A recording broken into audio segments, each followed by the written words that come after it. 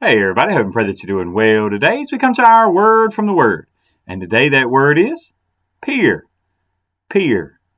Now, I'm not talking about your friend, but looking at something.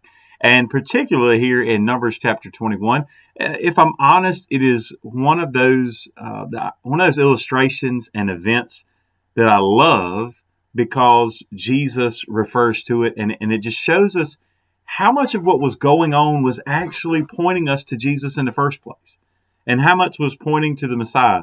And at the time, nobody would have understood that. Nobody would have seen it. Nobody would have understood.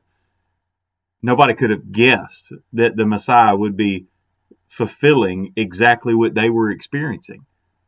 But yet, because Jesus in John chapter 3 does refer to this, it's amazing. And that's one reason I like it. Now, at the same time, when you look at it, there's death involved and there's snakes involved. And I don't like either one of those. And I just don't. I don't know about you. You may be one that doesn't mind snakes. I'm not one of those people. I don't even like a dead one. But I guess if I had to pick one, that'd be my favorite kind. But anyway, moving right along. As you look at this chapter, right, we've had the last chapter. Man, it's been a lot going on, but you had the death of Miriam, you have Moses and Aaron, and what they did wrong, and you have the fact that the Edom wouldn't allow them to pass through, and then Aaron dies, and so it's been a lot going on. And now as they're going out, first you'll see, hey, look, they make this kind of make this proposition: God, if you'll deliver us from our enemies here, then man, we'll serve you. And then God is in His graciousness, they win. Right, that's according to His promises that if they'd look to Him, and He took care of them. But then as He continues to lead them, and I will say this, on after what we're going to read, we're going to look at verses 4 through 9 here, and the rest of the chapter you can see as they continue advancing on, taking prisoners, if you want to say it that way, on their way. Right, they are being successful in all those that come against them. It shows us that people are always going to come against God's people. And it also shows us that people have been coming against Israel for a long time. And that's not going to end anytime soon. And you see that going on in the world today. Now, with what we're looking at today in that word peer, Numbers chapter 21, verses 4 through 9. Then they journeyed from Mount Hor by the way of the Red Sea to go around the land of Edom. And the soul of the people became very discouraged on the way. And the people spoke against God and against Moses. Why have you brought us up from out of Egypt to die in the wilderness? For there is no food and no water, and our soul loathes this worthless bread. So the Lord sent fiery serpents among the people, and they bit the people, and many of the people of Israel died.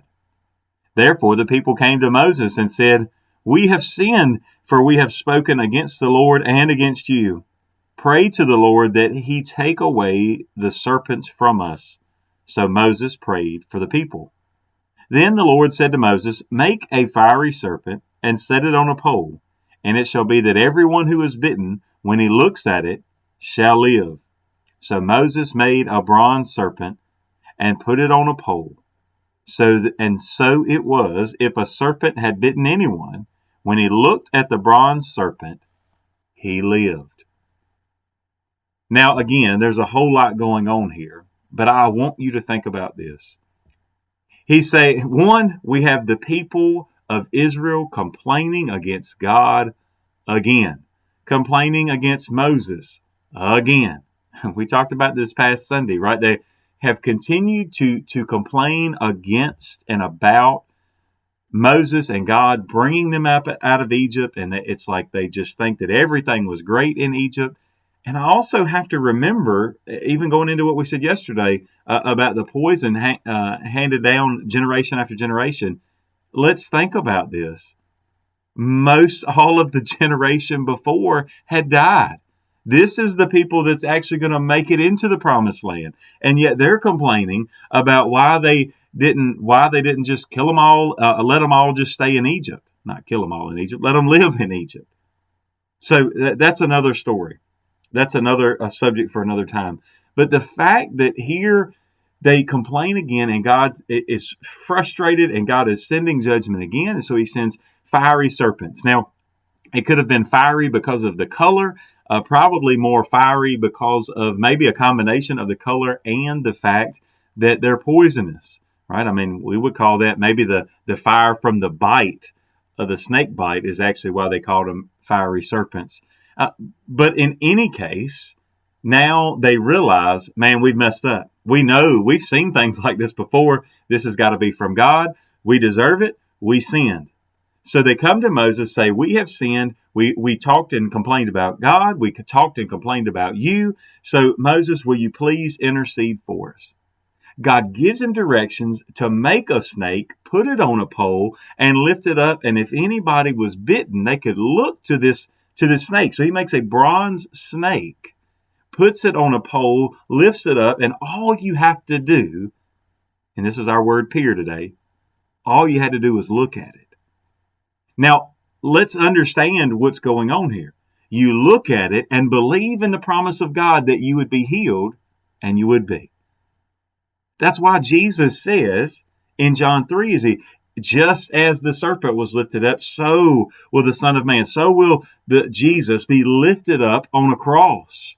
And everybody that looks at him and believes, right? Not just looks at him. There's a lot of people that looked at Jesus but didn't believe.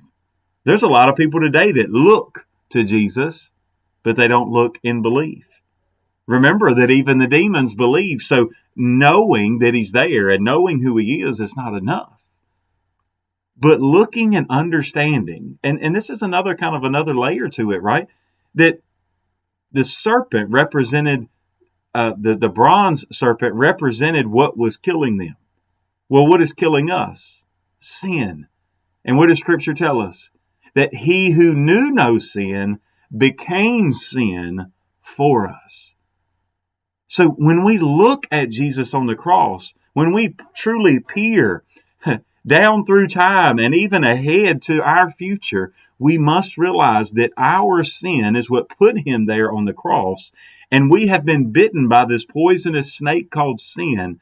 And if we want to survive, we have to look to Jesus in faith.